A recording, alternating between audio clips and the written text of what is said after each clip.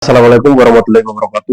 Selamat siang buat kita semua. Saya sebagai mahasiswa asal Kabupaten Intan Jaya, Provinsi Papua Tengah, saya kritik membangun terhadap Pak Gubernur Papua Tengah dalam hal pembikinan WIPA karena saya melihat dengan beberapa perkembangan yang mengalami oleh masyarakat 8 kabupaten Provinsi Papua Tengah saat ini.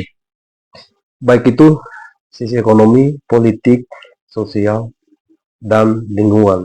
Sebelum kita masuk inti poin, mari kita sama-sama saksikan salah satu video yang saat perdebatan antara Pak Gubernur dan 3 bakal caleg, bahkan sampai seluruh masyarakat 8 kabupaten Provinsi Papua Tengah. Baik, Pak calon gubernur nomor urut 3. Baru lalu saya baca komentar, begitu pembentukan Kementerian Transmigrasi, Bapak menyatakan di media bahwa Bapak menolak. Sekarang pertanyaan saya adalah, bagaimana cara Bapak, seharusnya Bapak itu adalah wakil pemerintah pusat di daerah, misalnya kalau kita jadi gubernur, yang kita harus melaksanakan secara arif dan bisa kelola dengan baik, perintah-perintah putusan-putusannya lebih tinggi dari kita.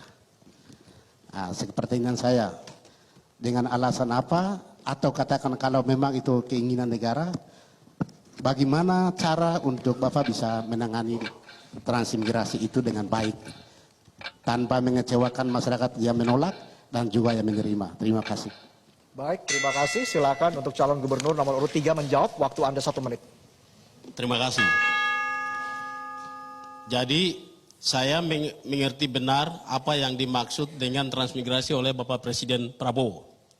Jadi Pak Presiden Prabowo itu programnya adalah transmigrasi dari kampung ke kota. Contohnya dari Puncak Jaya ke Timika atau dari Intan Jaya ke Nabire. Kalau itu sangat kita dukung. Kenapa? Kita akan buat perkampungan model yang dimana ada sekolah, ada lapangan bola, ada perumahan, ada air bersih, sehingga ekspansi orang-orang lokal di dalam kota itu akan jalan dengan baik.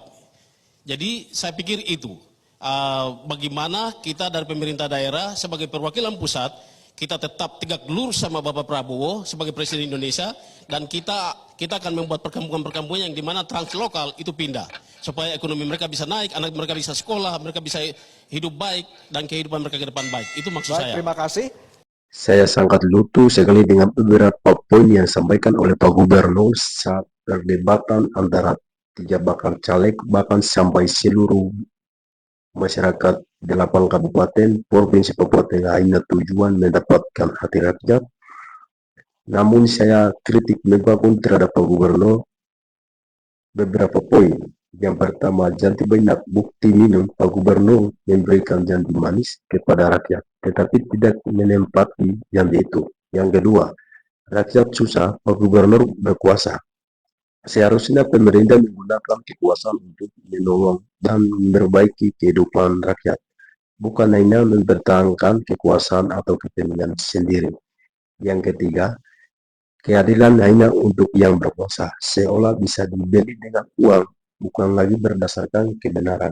Yang keempat, pemerintah lebih fokus membangun pencitraan atau popularitas melalui media dan kegiatan seremonial, namun mengabaikan tugas utama, yaitu bekerja nyata untuk kepentingan rakyat. Yang kelima, suara atau ungkapan rakyat diabaikan, bermakna kritik sosial, politik, ekonomis, dan lingkungan terhadap pemerintah atau pihak berkuasa. Namun pemerintah tidak mendengarkan aspirasi, kebutuhan, dan keluhan rakyat. Yang ketujuh, gubernur memiliki kekuasaan tetapi tidak punya rasa peduli terhadap penderitaan rakyat saat ini. Dan dia menangis, Puncak Jaya menangis, Puncak menangis, seluruh 8 kabupaten sedang menangis. Tidak pernah gubernur dan 8 bupati ambil keputusan. Yang kedelapan, rakyat butuh aksi, bukan janji. Pemerintah seharusnya mewujudkan tindakan nyata, bukan hanya memberikan janji kosong kepada rakyat. Yang kesembilan, negeri kaya, rakyat miskin. PKN itu tidak dinikmati secara adil oleh rakyat. Hasilnya hanya dirasakan oleh segelintir pihak berkuasa atau pemerintah pusat. Oleh sebab itu, saya sampaikan kepada gubernur dan 8 bupati Provinsi Papua Tengah bahwa rakyat 8 kabupaten tidak butuh jalan aspal, kesehatan gratis, pendidikan gratis. Kami butuh hidup 100 tahun di tanah kami, Papua Tengah. Sekian dan terima kasih. Assalamualaikum warahmatullahi wabarakatuh.